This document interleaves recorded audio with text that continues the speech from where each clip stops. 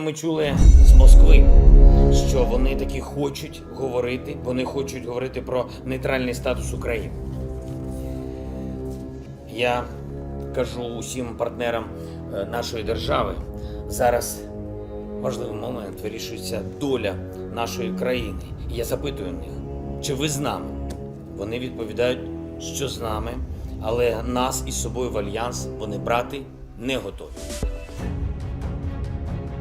Ketika Rusia menggerakkan pasukannya dalam 1 bulan mengelilingi Ukraina dari sisi timur Ukraina, dari sisi selatan Ukraina, dan dari sisi Belarusia, tidak ada satupun negara dunia bisa bergerak membantu Ukraina.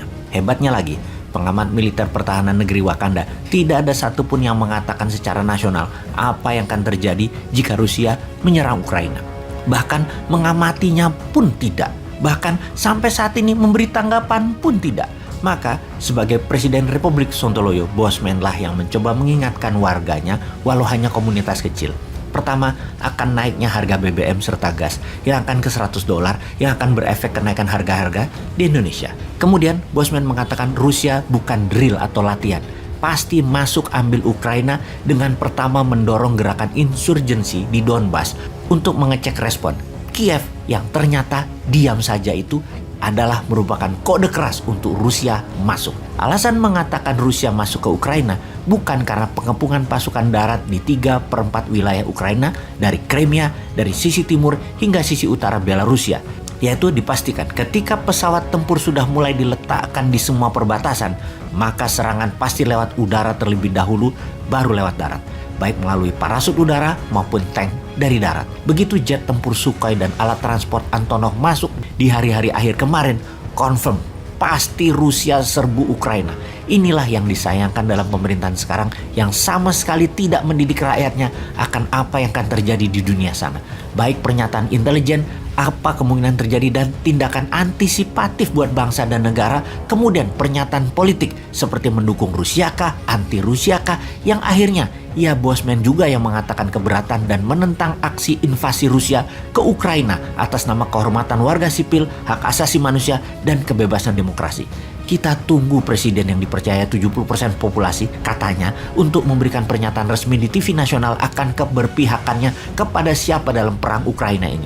Masa kalah sama Bosman sih?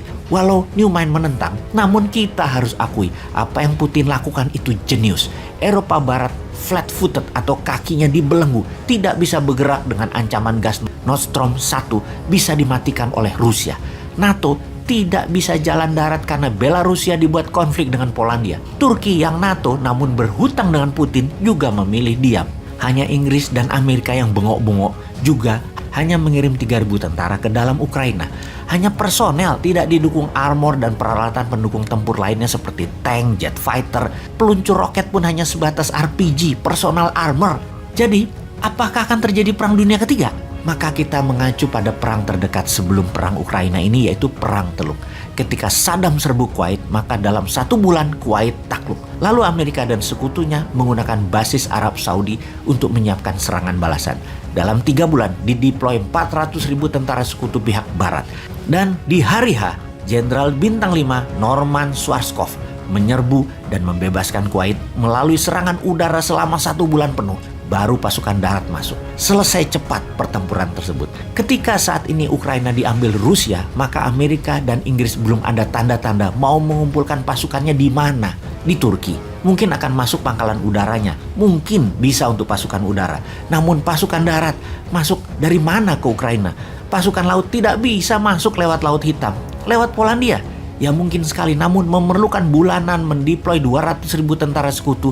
Itu sekali lagi mungkin 6 bulan dan Rusia keburu lebih kuat. Kesimpulan, kalau tidak ada markas untuk tentara sekutu mengumpulkan pasukan darat, maka dapat dipastikan Ukraina tidak bisa tertolong. Demikian uraian singkat, semoga bermanfaat daripada menunggu petunjuk dari pejabat yang ternyata tidak pernah ada kabarnya. Yang mending informasi odong-odong Bosman bisa menghibur barangkali.